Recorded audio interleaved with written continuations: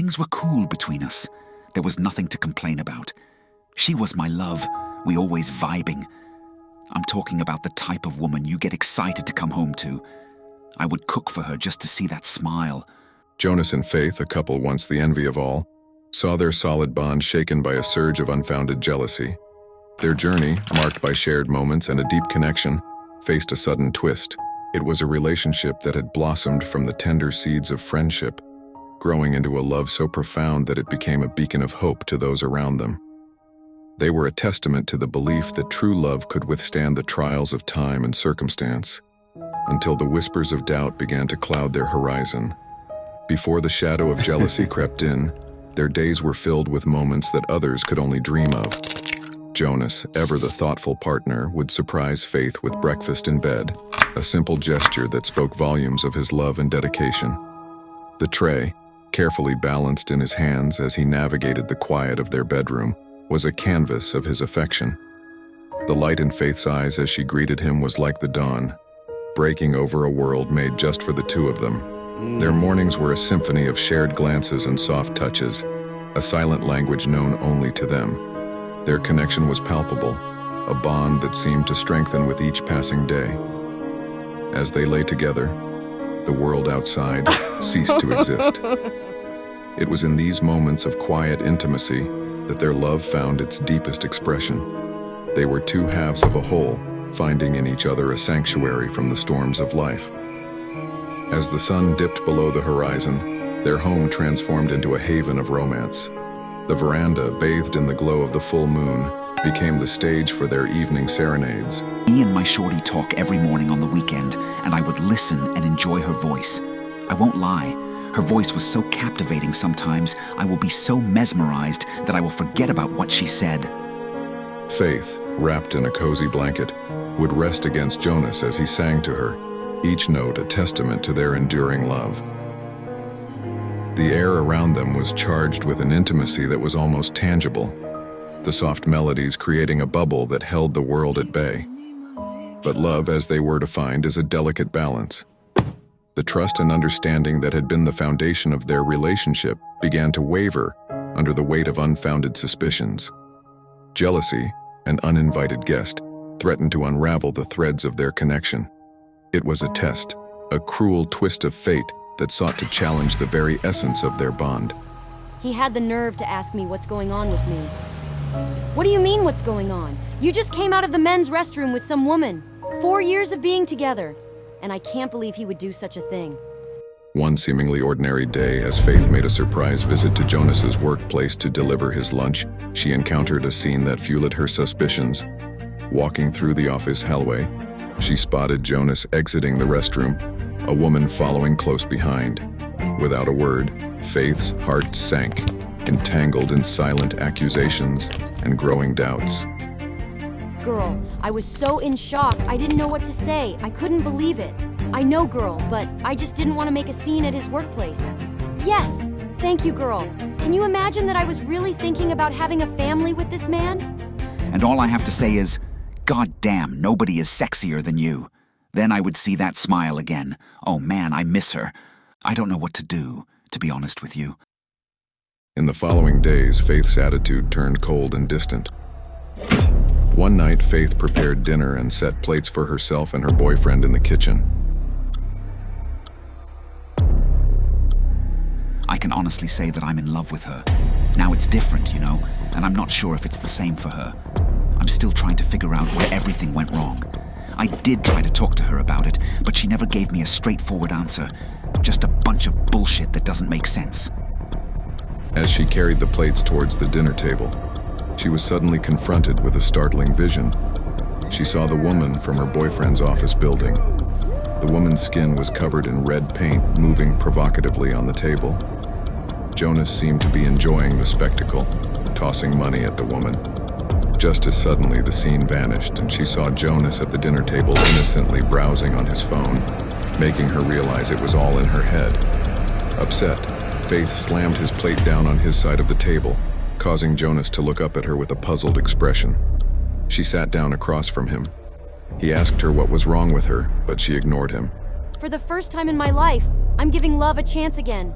And all I'm getting right now is pain. Pain! I can't believe this is Terrence all over again. Everything was so good together. I was so happy when I overheard him on the phone talking to his father about proposing to me. I'm so mad right now. I'm sure something happened. She glanced at Jonas and then saw the woman once more on the table, kissing and caressing him sensually. Then the woman starts maintaining eye contact with Faith. As Faith's focus shifted, she noticed Jonas trying to make eye contact, and the woman vanished once more. Jonas attempted to engage her in conversation, seeking to understand what was wrong. But Faith closed off, insisting everything was fine. Her frustration mounting, Faith quickly left the dining area for the solitude of her room, leaving Jonas behind. In a bid to find some normalcy amidst the confusion, Jonas continued to eat, each bite a silent testament to the complexity of emotions and misunderstandings that had just unfolded between them. She gave me that look, and I know that look. Oh yeah, she did. It's always some big black bitch with a big booty who comes and tries to destroy people's happiness. I tried to talk to him in his office, but he has the audacity to act like he had some work to do. All of a sudden, you're Mr. Busy? But the day before, he was talking about how he gets bored at work. Over the next 5 days, Faith's mood doesn't improve. Despite Jonas's attempts to talk to her, she remains distant and even lashes out at him. They make love one night, but the girlfriend's detachment is evident. While making love, suddenly, Faith's mind conjured up the image of the woman again, this time cloaked in red and ensconced in a dimly lit room. The only thing visible was her face, contorting into sensual expressions. Overwhelmed by the vividness of this hallucination, Faith abruptly ended their moment of intimacy and rushed to the bathroom seeking refuge.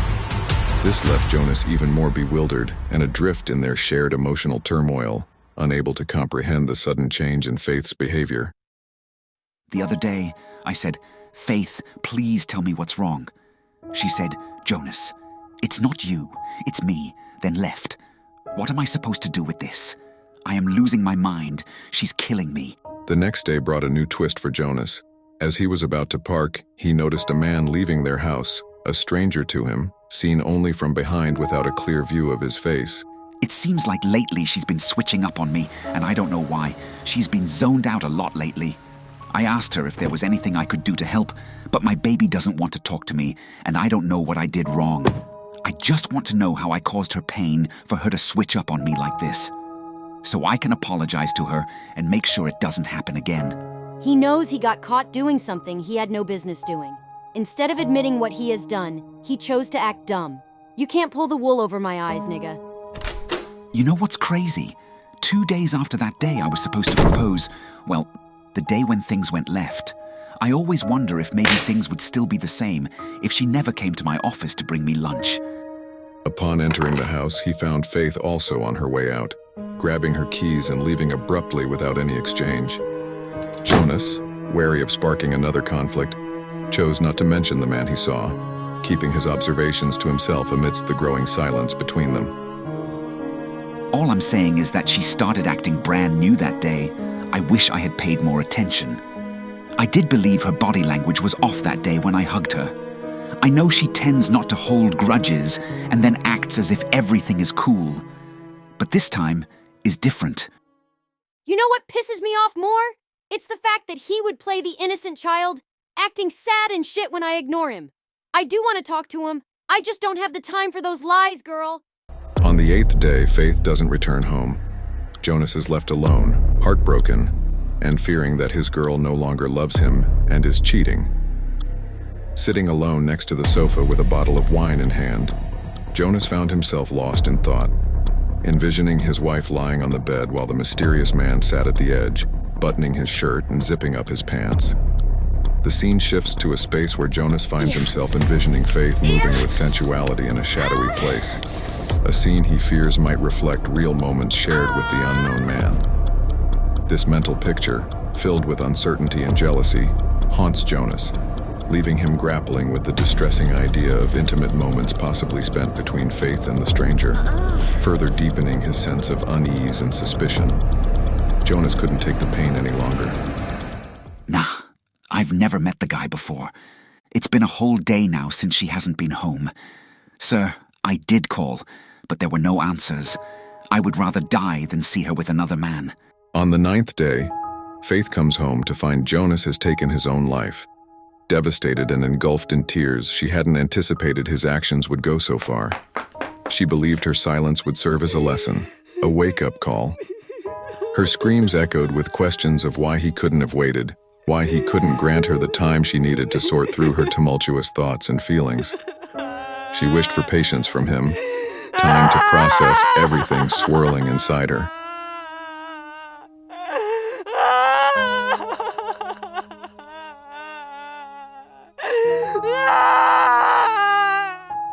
Wait a minute.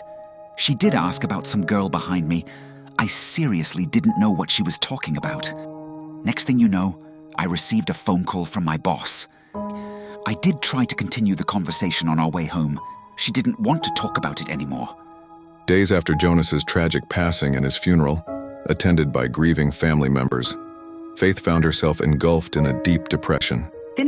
She withdrew from the world, ignoring calls from loved ones, cocooned in her room as she mourned her beloved. One morning, in a rare moment of activity, Faith decided to clean the house.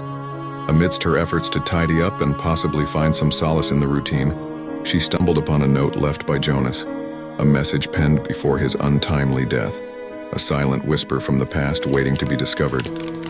In his suicide note, he apologizes.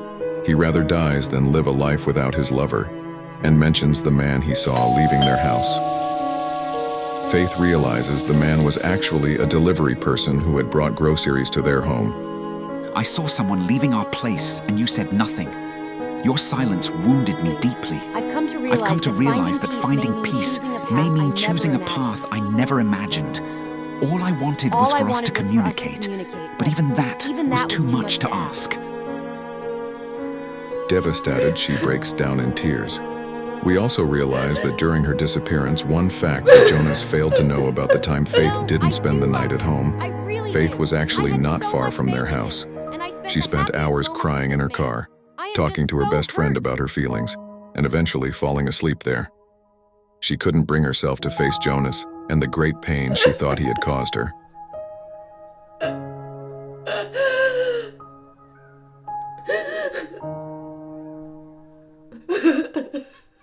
My love for you is a part of who I am, and the thought of living without you is too much to bear. A month later, Faith, still grappling with her grief, revisits his old office building.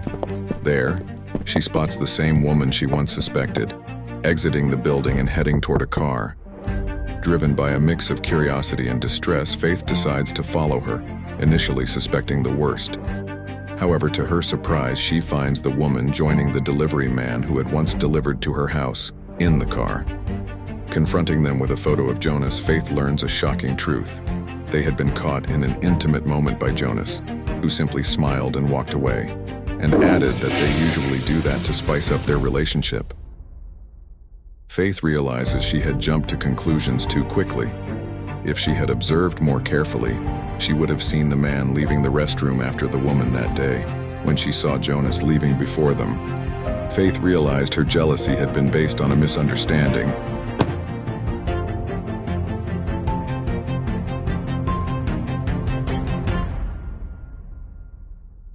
It's been hard for me to understand why someone I love deeply could cause me so much pain. Tears make these words blur, yet I can't bring myself to hate you. Just know that my heart has always belonged to you, and my love for you was boundless, extending beyond this life. 22 Lincoln Street, apartment 5B, reporting an incident involving an unresponsive African-American female, approximately in her late 20s. Copy that. Operator 456, do we have any more details on the situation? Is the caller a witness or relative? Faith lay unresponsive in the bathtub. The once inseparable couple, brought down by jealousy and miscommunication, were finally united in tragedy. In the end, the moral of Jonas and Faith's story is a somber one. It teaches us that love, no matter how deep or true, requires more than just feelings. Let their story be a lesson to us all. to cherish, communicate, and never let assumptions and fears dictate the course of our relationships.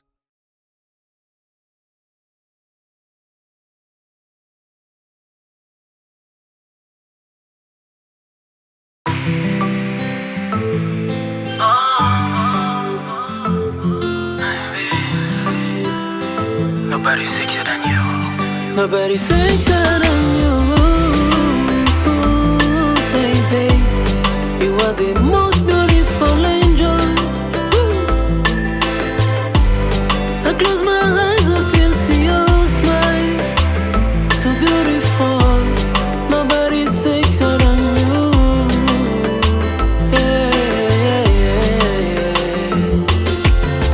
When I was a child, my mom said to me, Paco, you can only find angels in heaven.